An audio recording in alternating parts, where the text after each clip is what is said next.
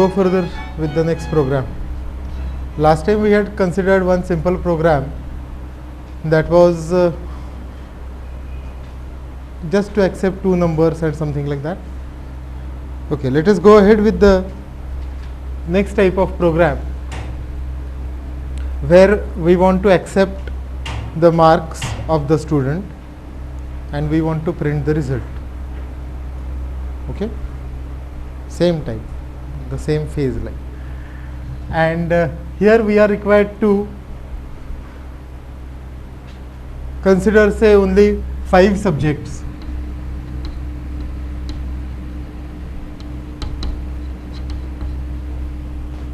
Each one out of 100. Okay, passing in each subject will be 40 or more, and the same rules, 66% and above will be distinction,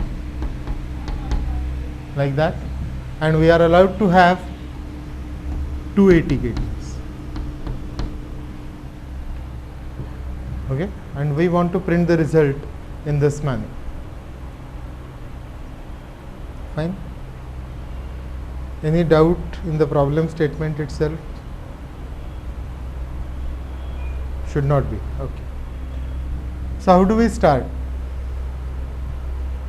We have already said that the program has to be divided into 3 parts. One is input, other is processing, and third is output. What will be input?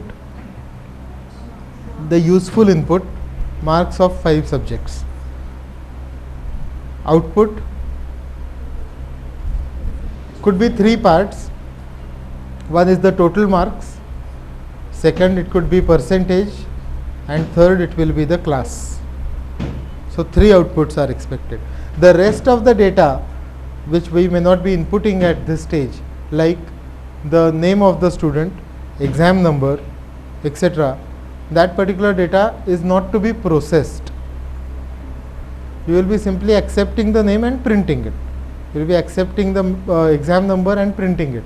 There won't be any processing as such, right? Probably exam number will require some processing because exam number itself is totally informative about the college, because that exam number itself will contain the college code. Your numbers were F2 something something, like 36 is for SKN, it was 25 that was for SSPMS girls, yours is, Cummins is 22, 22, 20, 2010, 01, yeah, COEP, nahi kya? So probably exam number is to be processed afterwards when we want to separate out the college code out of it and accordingly print the college name also. Okay, but at the initial stage we are interested in only processing the marks. And if we go for something called as the logic, which is to be represented in the diagrammatic form called as flowchart, something that was very important but is rather not taught in any of the colleges now. They generally start with the programs straight away, but having a good practice related to the flowcharts will be very useful, because at that point our logic will be clear. But in your journal you are again required to draw the flowcharts. Okay, even in FE you might have copied them. Okay, so we are required to draw the flowchart, and that flowchart will use the boxes like rectangle with rounded ends will be used for start and stop. We will be using parallelogram for the input output. We will be using rectangle generally for assignment,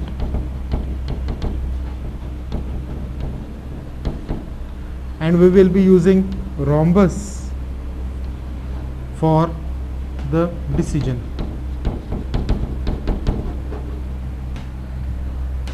Okay.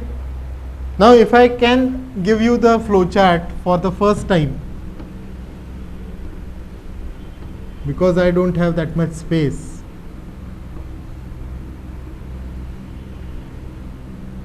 I will simply draw the flow chart in the empty form,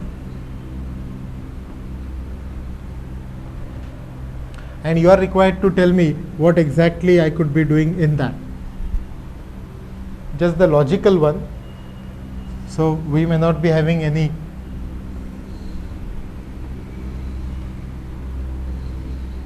specific statement into it.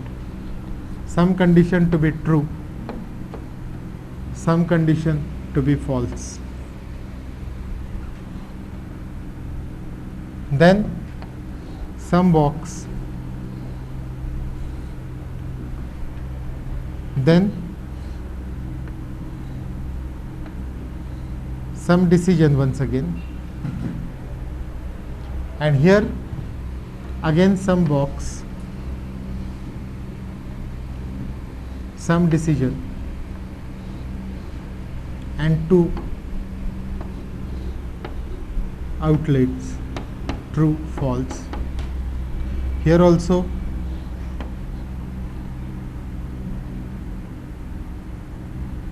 there could be number of outlets, I would say. That itself is a hint for you. And then there will be all printf statements, rather output statements, after which we will be going for termination of the program. This is how roughly that particular flow chart should look like.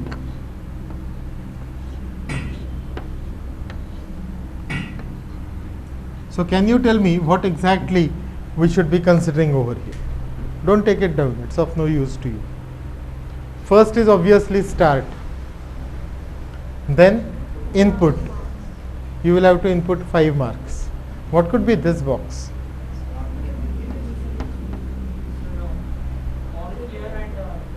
Yeah, it will be a question whether the student has passed in all the subjects. Yes, no. If passed in all, calculate the total percentage. And if the percentage is greater than 66, distinction. Greater than or equal to 60, first class. Greater than or equal to 50, second class. And greater than or equal to 40, pass class. We don't require these many branches in that case. And otherwise, pass class. Here, what this box will do? Here I will say calculate in how many subjects the student has failed. If the number of subjects in which the student has failed is less than or equal to 2, then print 80 KT. Otherwise, print fail. Stop. Is it logically through? Any doubt? From this branch, you will not be coming to this branch. So there is going to be a division of the path. Processing will be dependent on some condition. It's not that any processing can be done at any moment. It will be subject to the particular condition, either it is true or it is false. Okay? Now when I proceed further, you can take down these 4 boxes if you are not aware of that. Because then I am required to expand this flowchart. Because you cannot just say whether passed in all 5 subjects. That condition cannot be written at the initial juncture. So we will have to expand that block also.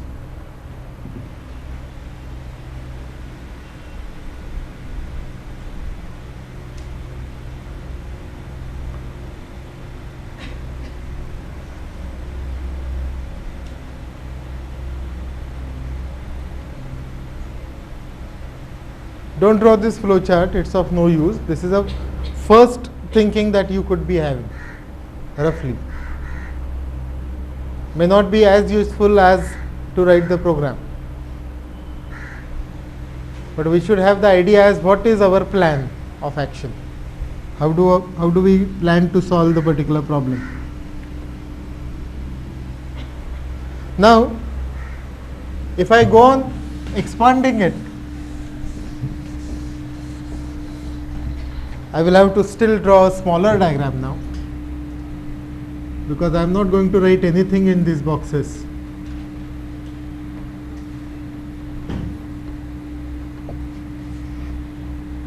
I have got in all 5 subjects.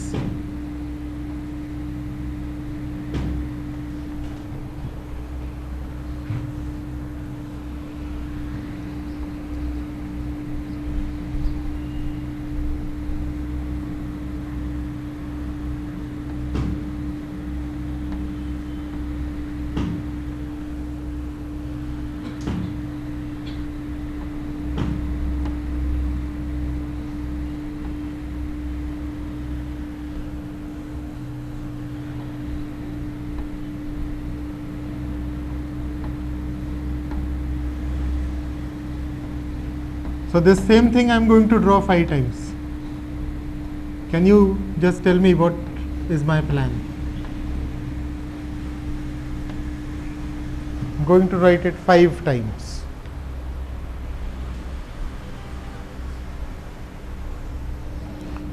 Think and tell me. I am expanding this block.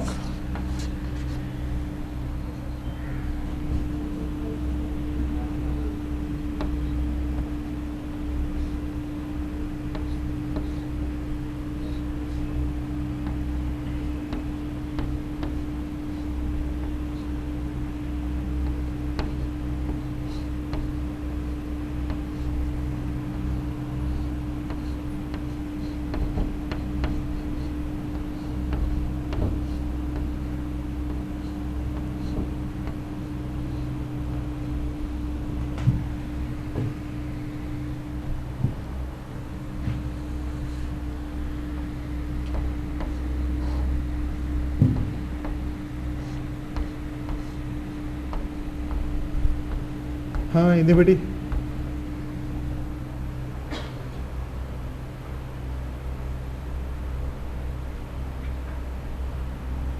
Obviously, each box must be dealing with marks of one subject. Okay.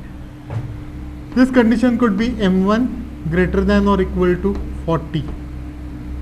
True, false. Like that, 5. What I could be doing in this box?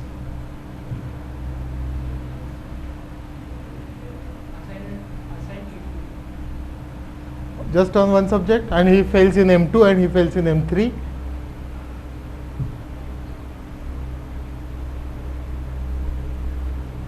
I give you the hint.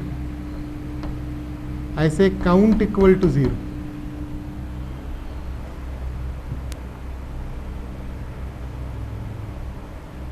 In short, I want to count in how many subjects the student has failed. Whenever student fails in a subject, I will say count takes the value of count plus 1. So increment it. So if fails in M1, count will become 1. Otherwise, count remains 0. Fails in M2, count will be incremented. Otherwise, count stays. Like that, when I go through this, here I will have to check count. If count is equal to 0, what does it indicate? Passed in all. I was having one processing over here, count in how many subjects the student has failed. So I am probably taking this inside and I am putting a counter also. Will serve 2 purposes. Count equal to 0 will tell me whether the student has passed in all the 5 subjects, and the counter value less than or equal to 2 will tell me that it is 80 KT. Otherwise, fail.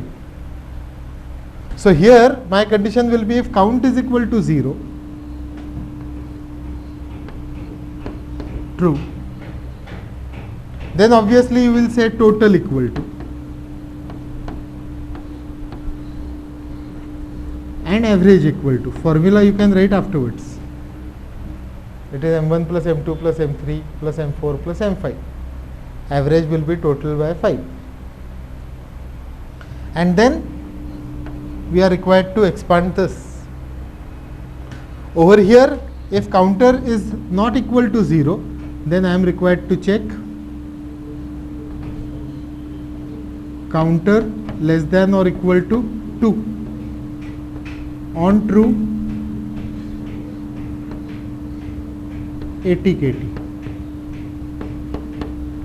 On false, fail. After that, we can stop.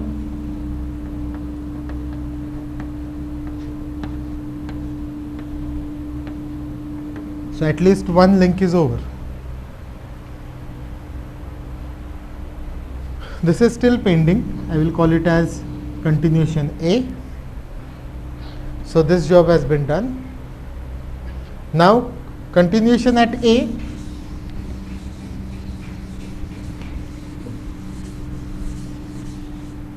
Will go like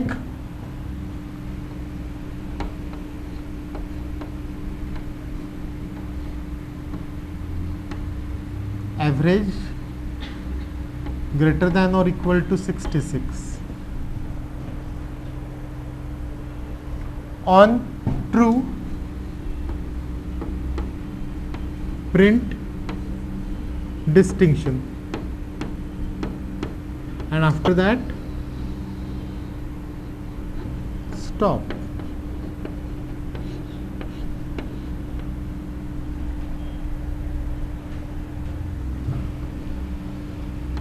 On false,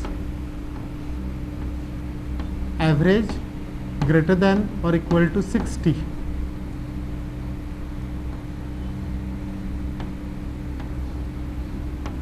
On true, print first class.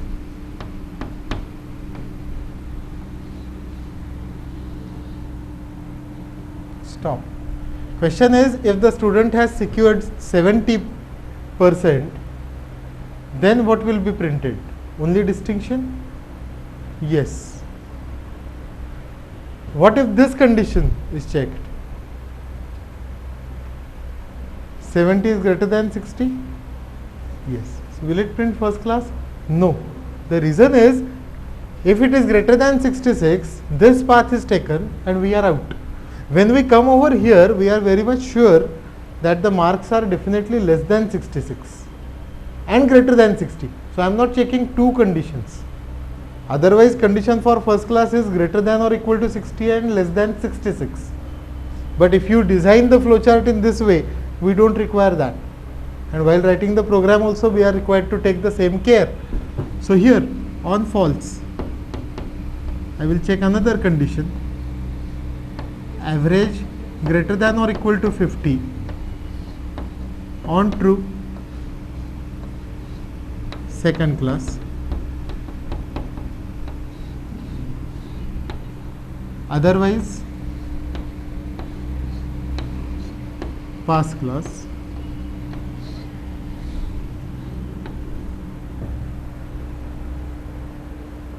Because if average is less than 50, can the student be fail?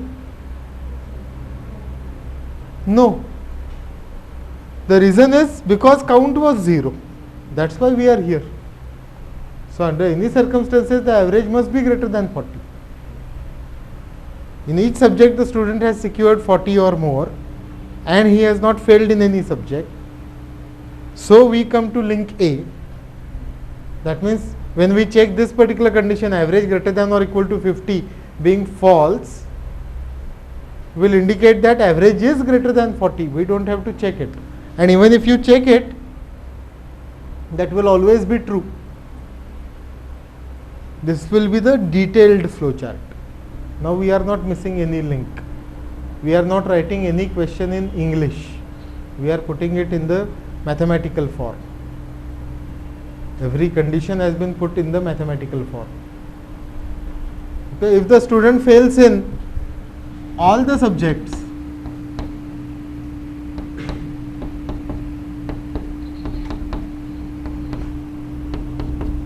then every time path taken will be like this, and every time counter will be incremented.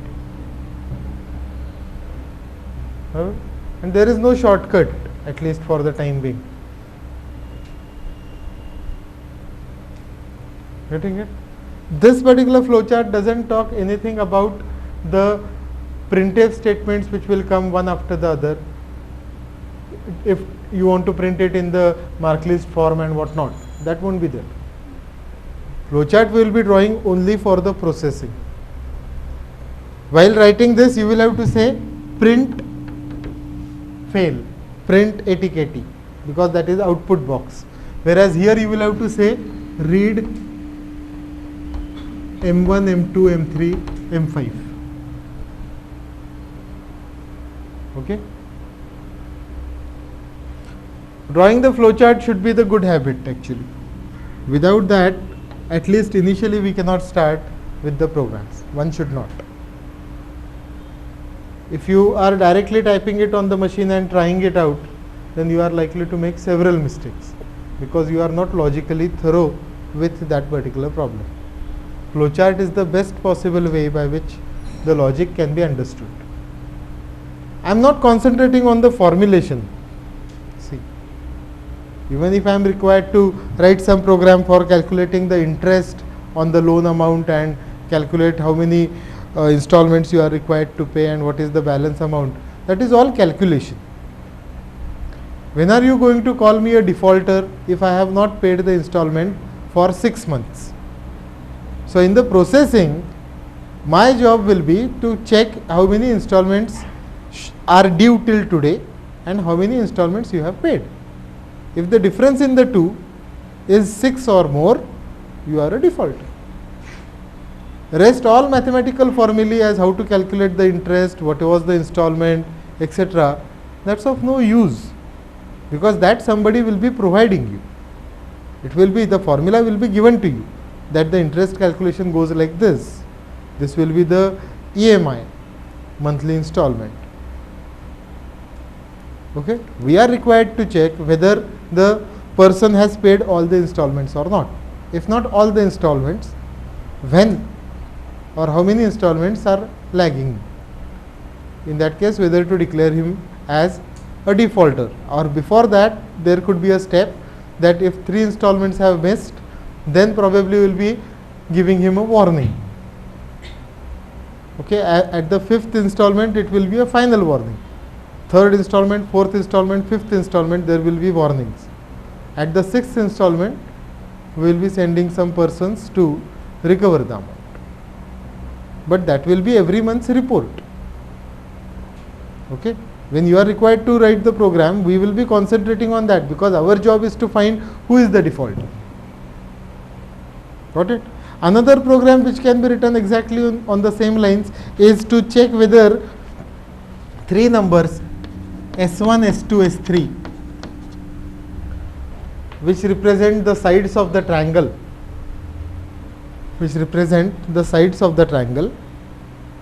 whether these 3 numbers form a triangle.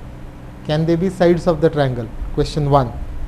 And if they form a triangle, then what is the type of the triangle? Can you have a triangle of sides 3, 4, 5? You can. Can you have a triangle having sides 1, 2, 3?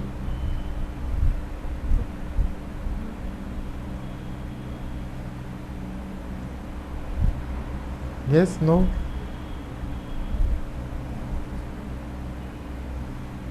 What is the condition? What is the condition? Sum of two sides, sum of rather every two sides should be greater than third. That means the condition to form a triangle will go like S1 plus S2 should be greater than S3. It's not sufficient. You will have to even check S2 plus S3 greater than S1. You will have to also check S1 plus S3 greater than S2. If all the 3 conditions are satisfied, then they form a triangle. Otherwise, we will say that triangle is not possible.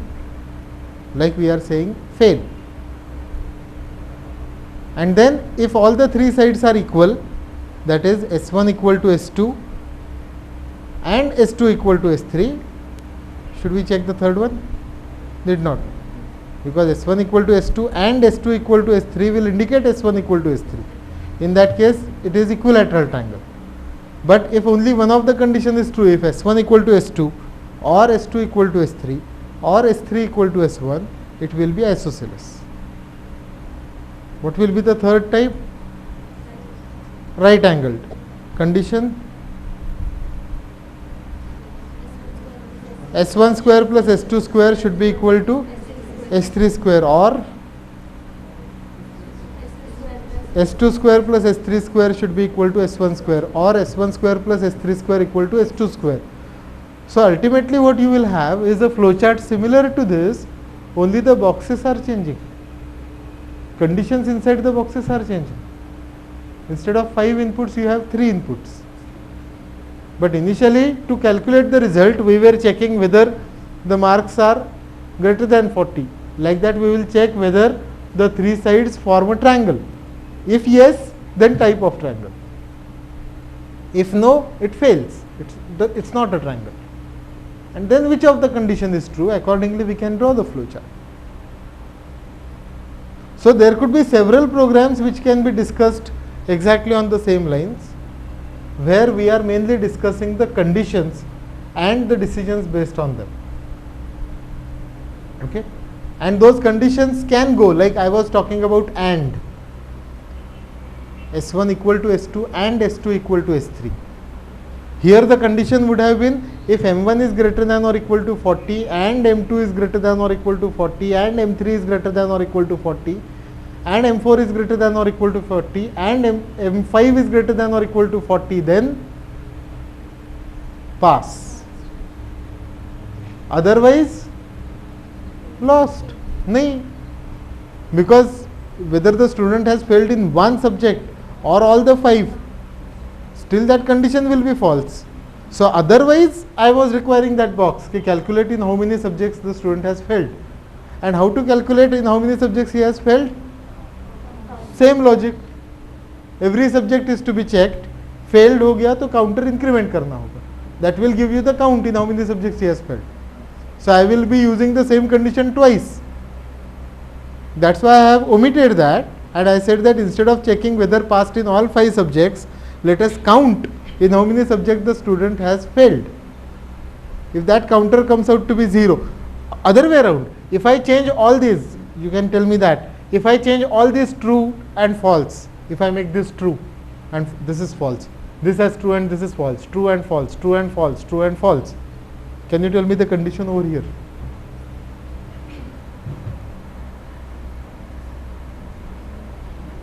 I am changing all the trues and false इस level से ऊपर. Everything else is same. What that counter will represent? That counter will represent in how many subjects the student has passed. Because then the counter will increment when the condition is true. Counter being 5, pass. Counter not equal to 5 is failing. Again counter less than or equal to 2, nahi. Counter greater than or equal to 3, counter greater than or equal to 3, 80 KT. समझ में आ रहा? Counter less than or equal to 2, false, is fail. Okay, that means ये true false change किए तो ये true false भी change हो जाते, ये condition बदल जाती. Program logic remains the same. So it is not the condition that I should always check in how many subjects the student has failed. I can always check in how many subjects the student has passed. And then in college when we ask you to write the program, I don't know what is the problem with the teachers or the students, but then I find that everybody is writing the program in the same logic. It is as if the program is dictated to you in the class, even in the second year, whether it is computer or IT, whether it is Cummins or Sinhagad. It goes like that. That is certainly not expected. Whatever teacher tells you in the class, that will be the basis for your thinking. If all the printouts they appear to be alike, then when will you learn programming? Then you are simply learning the typing work over there. And that's why I am telling you all the variations here. Alright, that those variations should be applied. But I cannot help in changing this particular logic. If I am to check for the 80 KT, then I will have to count in how many subjects the student has failed or in how many subjects the student has passed. I cannot escape that. Now you can always say that you are calculating total and average when the student has passed in all 5. Whereas you will say that even if I have failed in all the subject, the mark list shows me the total. Then what do I do? Where should I put this box? Because in my case, the total will be calculated only if you have passed in all 5 subjects. But total should be always calculated. Even the percentage should be always calculated. Chalo. Where should I put this box? Above? Above count equal to 0. You check in how many subjects the student has passed or failed. Calculate total and average, that is mandatory. And so this link will directly go to A, because total and average has been calculated prior. Okay.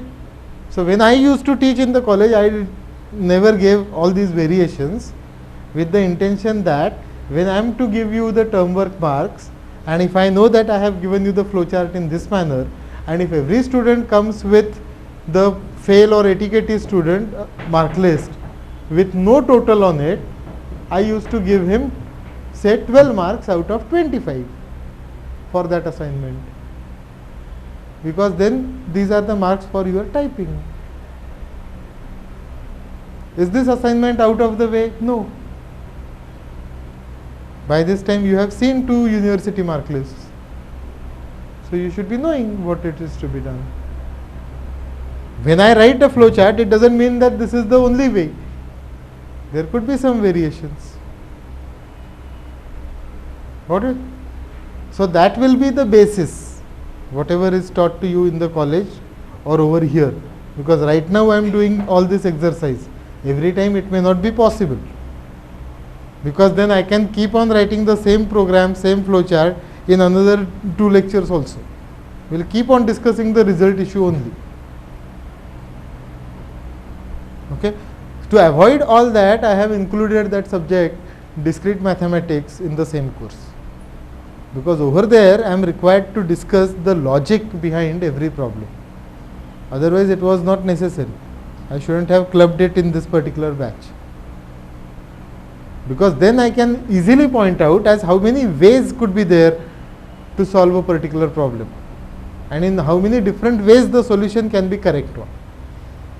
Okay. I want you to draw the detailed flowchart, no empty boxes. You will have to write it fully. Okay. Draw it, then we will write the program for it.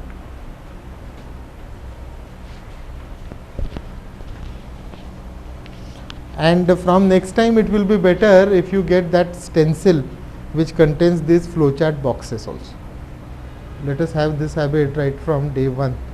So we won't be drawing it freehand. Use that stencil and put a box. Your statement may go outside, that doesn't matter. Like in my case, this is going out. But ठीक है, क्योंकि stencil जब use करोगे तो that box size is limited.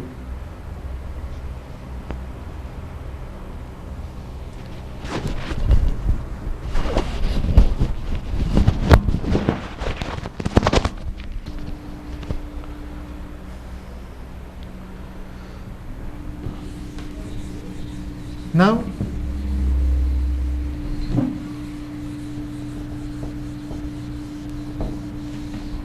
we'll proceed with the code for it.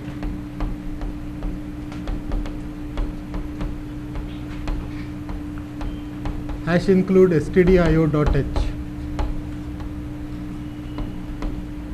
void main.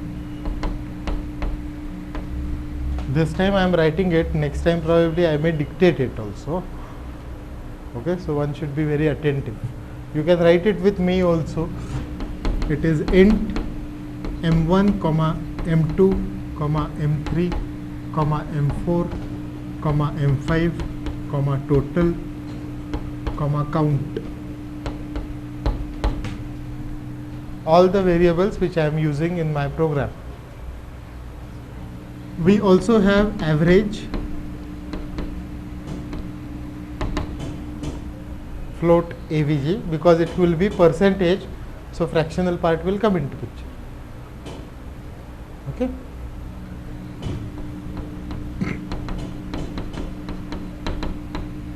enter marks of 5 subjects, comma, out of 100. This is in the bracket. Write it on the same line. Backslash n, double quotes complete, bracket complete, semicolon. Because if some marks are out of 50 and some marks are out of 100, then our average will go wrong. So we are saying that enter marks of 5 subjects into bracket out of 100. This is all a message. Okay? And we are required to read 5 values, which is scanf double quotes 5 times %d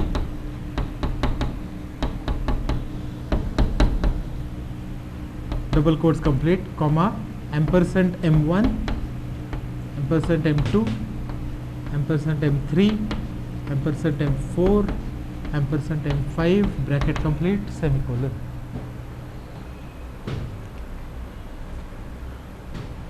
As a good practice, we put a comment, says that input part over. It is slash star to star slash, which is just the information.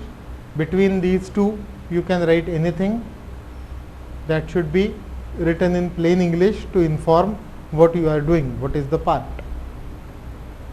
Okay, so that afterwards, if you cannot recollect what you have written, these comments will help you, and these comments should be there through and through your programs, right from day 1 till the end.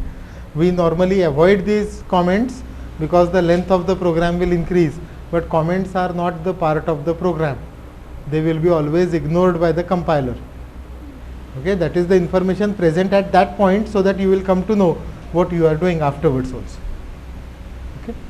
Now, once I have got all these marks, then as per the flow chart, probably I am setting count to 0. Set count equal to 0. This is the assignment statement. Now I am saying if m1 is less than 40, count equal to count plus 1, and I am exactly using it other way around. Previously it was on false I was incrementing. Now I have changed the condition, and on true I am incrementing. Because I cannot write if statement which doesn't have the true part but only the false. Even in plain English you cannot say such a statement. If you give me a ring tomorrow, else I will come. Can you say that? Fine. You can say, if you give me ring tomorrow, I will come, otherwise we will meet at Vaishali. Fine. It's okay, take. But you cannot just have a clause which is not having the true block of it and only the else. It can be other way around. If you give me a ring tomorrow, then we will meet. So the otherwise part may not be there. Like in this case, I am not going to have any else. I am not going to have any else. Fine. So true part is compulsory, then part, else is optional. I am not using it here, I might use it afterwards. Such 5 statements, m2 less than 40, count equal to count plus 1, if m3 less than 40, count equal to count plus 1, if m4 less than 40, count equal to count plus 1, if m5 less than 40, count equal to count plus 1. Fine. Observe that all these if are one below the other. Huh? यहाँ पे थोड़ा सा अंदर गया है, but and this is shifted inside. Okay, this is called as the indentation of the program. All these things, they should be one below the other, straight. After this, we have said that we are required to find the total. So total is equal to m1 plus m2 plus m3 plus m4 plus m5 semicolon, and average is equal to total upon 5.0.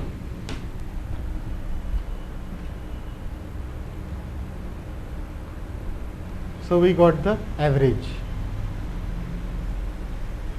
Okay. Then I will check if count equal to 0. Single equal to has got a meaning of assigning, and when I want to compare the two sides, I will use double equal to as a convention. Otherwise, how will you distinguish between the two? Whether you want to assign or whether you want to compare. Okay. So this is a convention. Double equal to should be used when you want to compare the two values. So if count is equal to 0, now I am going to say opening curly bracket. Okay. In all these cases, I was having a single statement on true. When I want to have multiple statements on true, like here, I am going to write several if blocks. Okay. And then those are to be executed if count is 0. If count is not equal to 0, then I will have other condition. While drawing the flowchart, you can have branches, so you can have the things parallel. In program, you cannot have them. You will have to take those parts one below the other. True block, then false block. So it has to be a linear entity. Program is going to execute in the linear manner, and if branching is there, it might skip one part, one block or other block.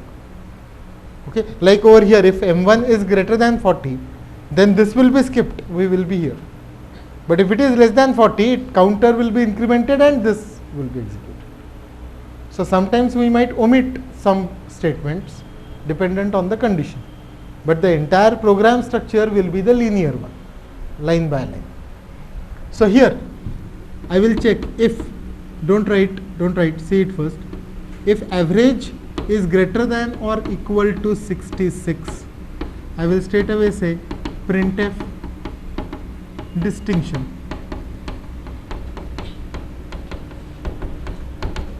And if at all, I write the next statement, like, that's why I said don't write it. Average greater than or equal to 60, printf first class. Then this is not as per the flowchart, because when the marks are 70, it will print distinction. It will come down and will print this also. I don't want that to happen. Okay. So I will have to go for, I am not suggesting anything like else if, but I am saying else if. I am not writing else if, I am writing else and if on the next line. Else if average greater than or equal to 60, printf first class. Else on the next line, if average greater than or equal to 50, printf. See, every time I am moving inside, इस I के नीचे ये E है, इसके नीचे ये, that is the indentation. Printf second class. Else printf pass class.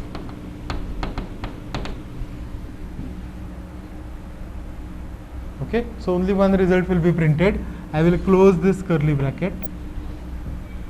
This is the entire block to be executed when count is 0. Right? That means he has passed in all the subjects. Else, if count is less than or equal to 2, printf fails ATKT. Else printf fails. Get ch just to hold the screen. Close curly bracket.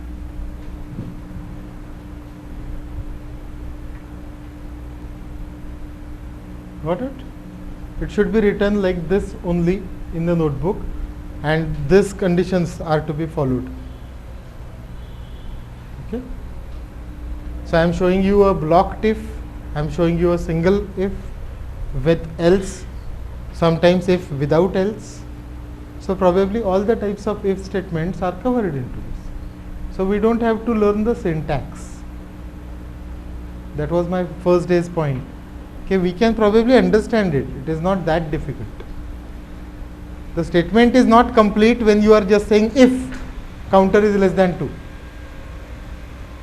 You will have to complete it. So when you complete it, then the semicolon.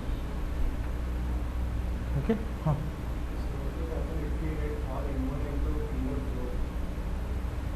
But then are you going to get marks like 14.5 etc.?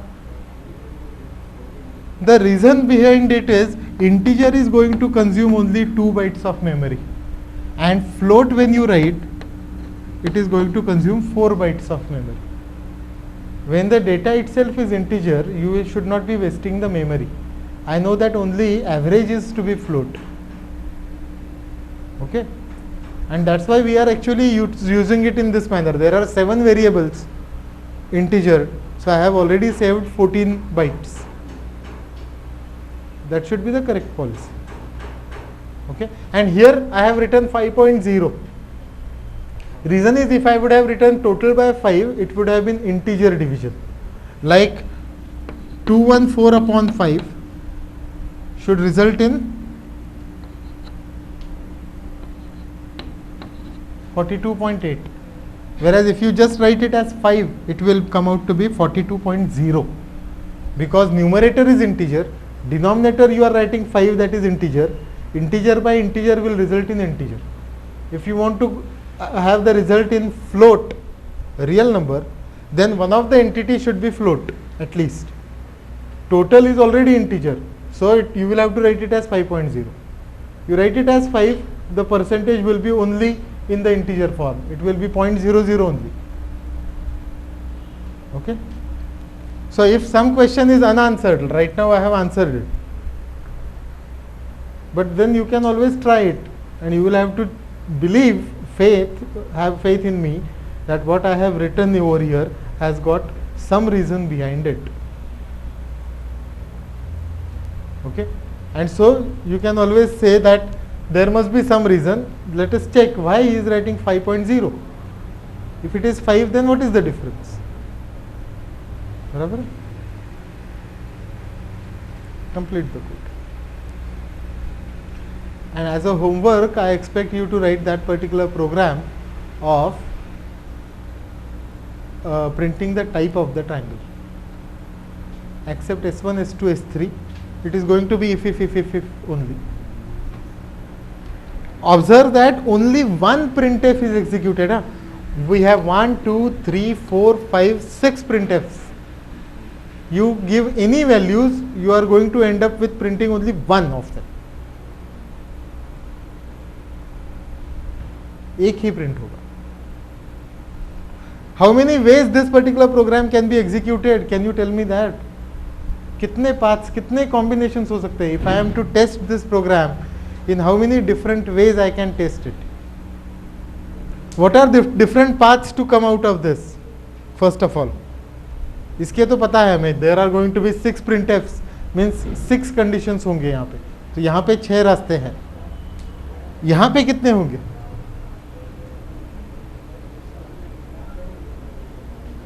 First is straight, all the conditions are false. Then one of them is true. How many ways it can be? 5 ways. 2 of them are true. How many ways? 5C2. That's where discrete math starts actually. Okay. Difficulty in our colleges is the one who teaches discrete maths is not aware of programming and its use.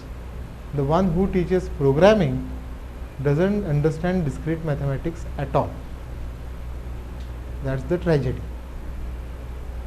Okay, and both of them don't know where exactly this combination will work and what is there in future.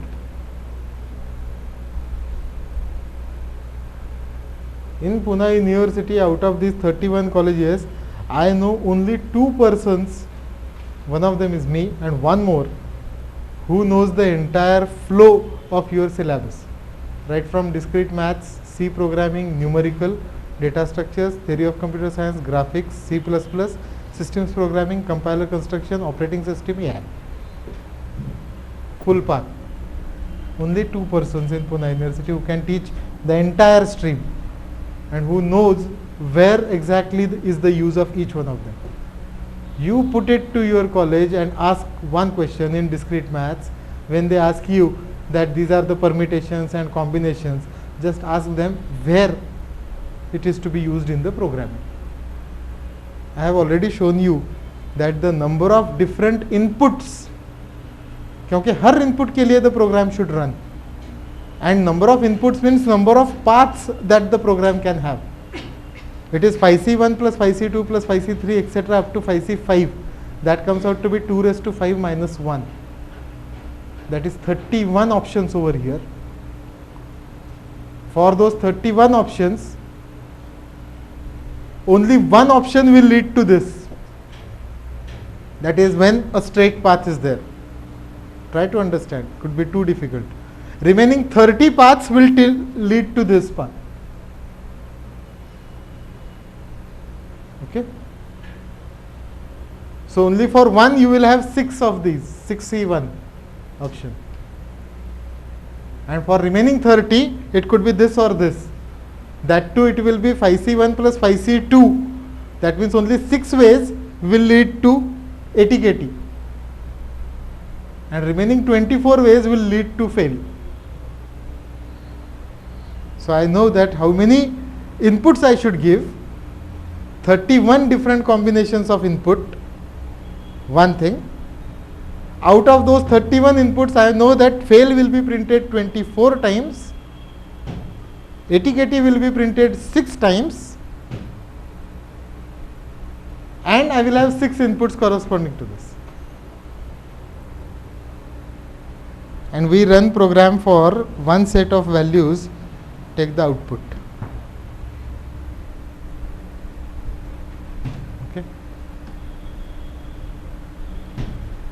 Try to write that program for printing the type of the triangle.